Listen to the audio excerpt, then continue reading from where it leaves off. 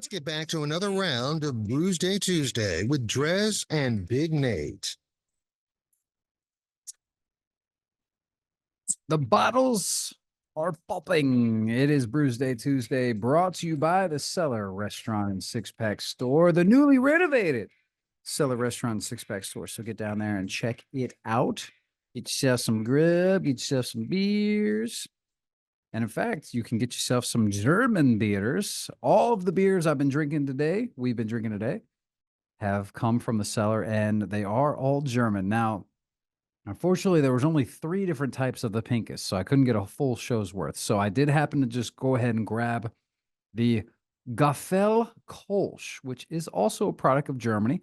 They haven't been around as long as Pinkus. This one's been around since 1908, so still pretty good, though. They know what they're doing. Kolsch beer brewed traditionally in Cologne, Germany. And then on the back, we can see it's a 4.8% by alcohol. Ingredients are water, barley malt, hop, and yeast. We got the traditional government warning, or you can redeem this bottle to get your 5 cents back in certain states, 10 cents back in the really awesome states. And then it says right here, it's real Kolsch when it's from Cologne. That's what I was laughing at off air, just FYI. Yeah, you said this bottle. I figured it was the Cologne thing.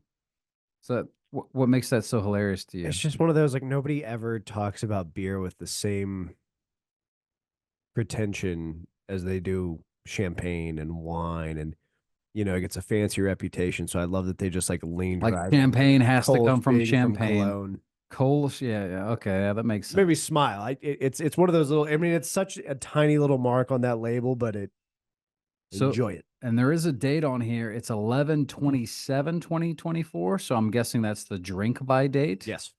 So obviously we're getting that done. So that's awesome.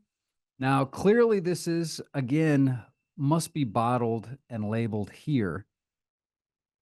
At least labeled bottled. Oh no, maybe not bottled, because it's 11.2% bottled. So just like the last round in the Pinkus beers, it's bottled and then they throw on an American label, because there is some German on here,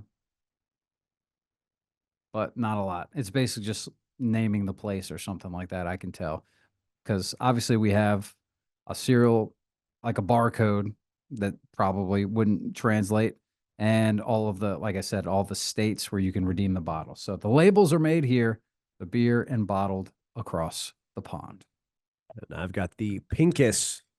Remember, the world's first organic brewery. You remember that. USDA certified. I've got their pills. It's UR-pills. And no, your pills. Hey, you don't call me that. They've got this handy dandy drawing on here that reminds me of the Bell's Oberon label of 2. It looks like the brewers are stirring in some barley, or not really certain what they're doing. Same as this one? Oh, okay, it is the same. The red one, your first one. It's the same. Yeah, they're all the same, aren't they? Well, I'm just now noticing these 2. Didn't notice them before. They're hard at work. Yeah, that's their logo, bro. They're making organic beer. It does. Well, it takes 2. You said it reminds you of Oberon. To me, it reminds me of McKellar a bit. With that. Yeah. So that European kind of vibe. With a bright golden color and light body, your pills is quintessentially dry, balanced, and clean. It is a damn mystery. It's 500 milliliters. Where's the ABV? 5.2% ABV. I think this is the highest one on the day. 5.2 is the highest. See, now that's the other thing. Big show.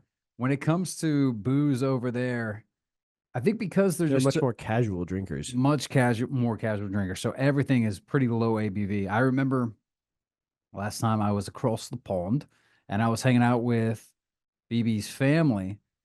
And particularly, I had this conversation with her Uncle Alan, who is a very avid pub goer. In fact, I could do the quick time and math on the time of what it is right now, but chances are it's a good, decent chance he's in the pub. Actually, maybe not. He might already be done for the day.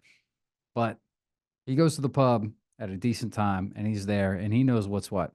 And when I was looking at the beers, I generally go towards higher ABVs because I just generally appreciate those drinks. I like to taste the alcohol.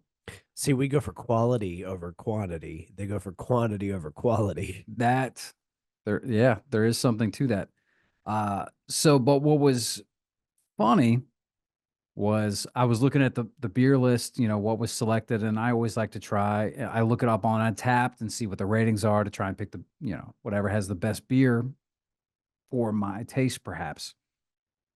And the one I settled on, I think it was like a 6.4% ABV, which is nothing too crazy. Not here. Not here. And he was just like, "Oh yeah, watch that one. It's got a high ABV." And I'm just like, dude, that's because over there, like 4 is This is the breakfast beer. it's usually like 4 and change, maybe a 5. You get above 6, and now you're talking like a higher ABV to So- it. Now, I've often been intrigued with that. Kind of essentially like with that pub lifestyle, they kind of just go as soon as they get off work, and then when it's time to come home for dinner, yes, or do they stay there all night? And how many beers would your average pub goer have in a I think I mean, evening? it obviously depends on the person and what their schedule slash where they are in their life at that point, I would imagine. So it's hard to really say. Uncle Alan, he likes his pub. He's an avid pub goer. So he's there, he'll bring a paper and just hang out at the pub for a bit, That's just kind of, and I don't think that's unusual. But maybe it's because I don't know a whole lot. I don't know. I kind of wish there was something we would get back to here, though, or get to. I guess that we've never really been that as much since but there's no real walkable proper pubs in the area. That's a big part of it. Yeah. There's a restaurant here in Radford that was renovating their bar area. This was around the time shortly before I turned 21.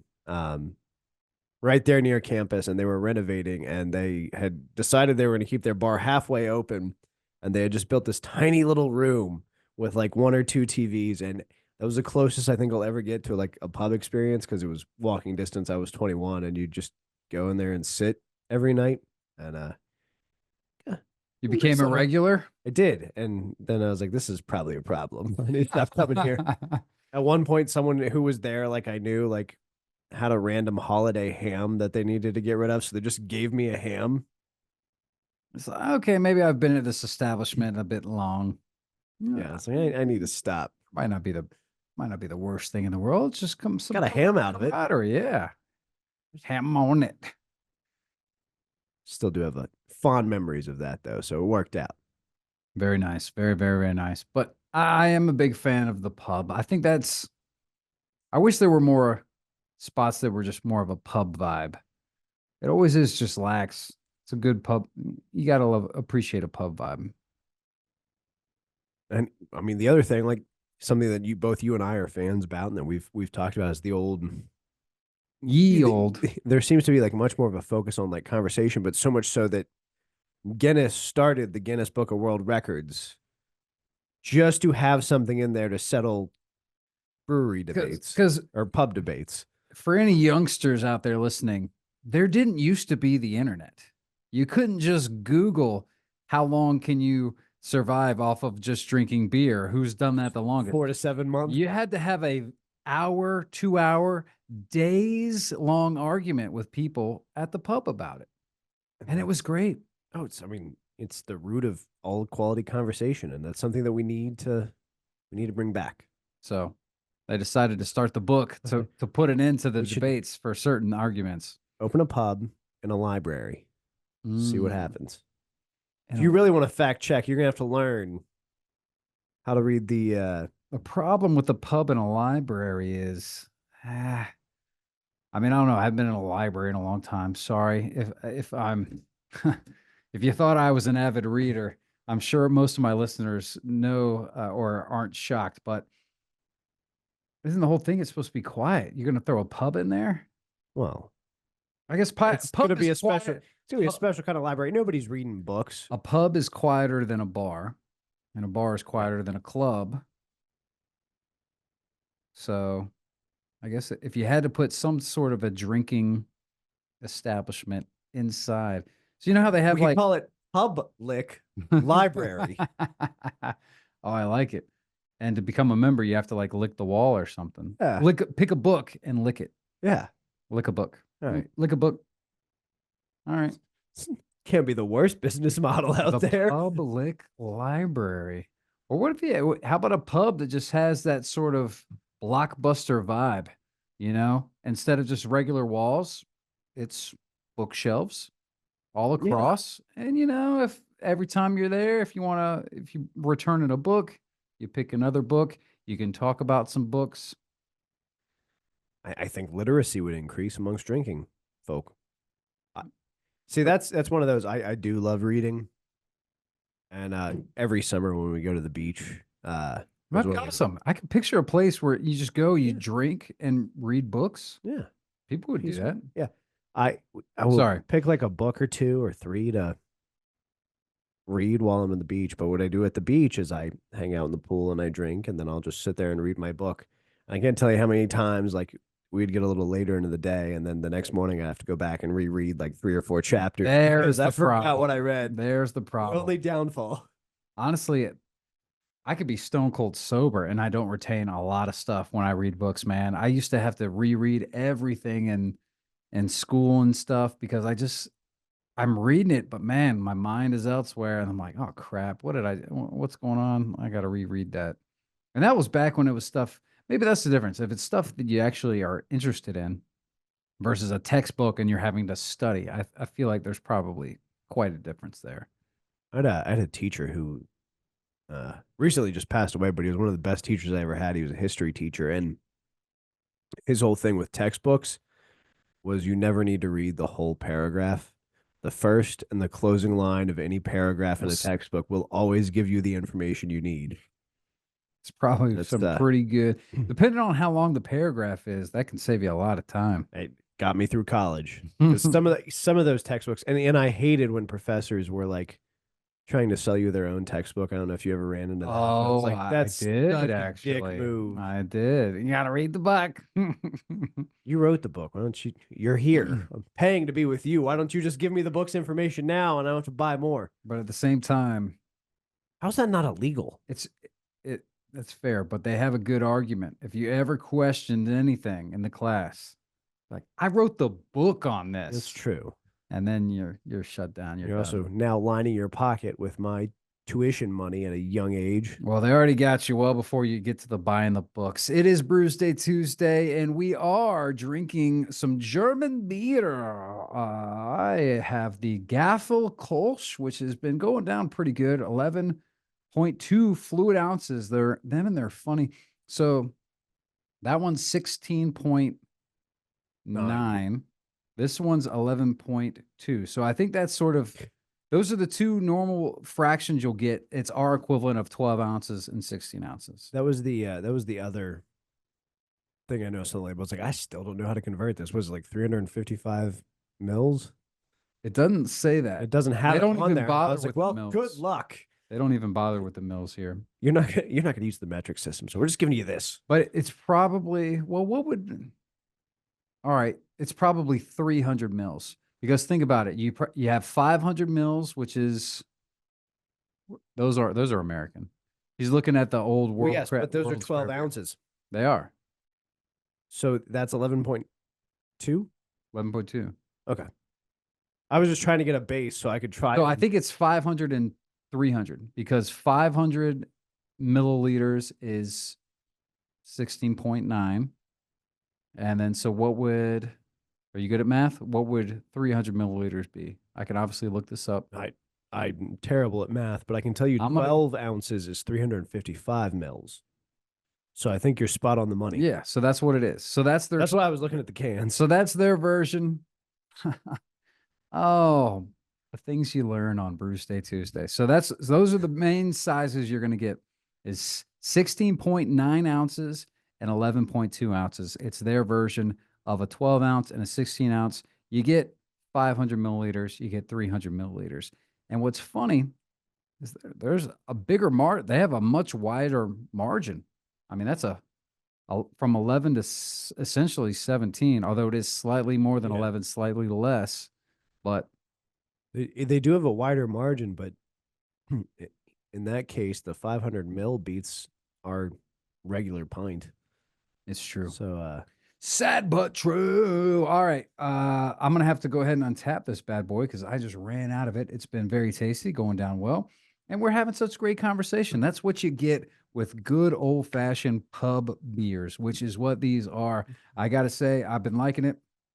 A Kolsch is again just one of those very European style of beers. And who could do it better than I mean, what does it say? It's real Kolsch only when it's from Cologne.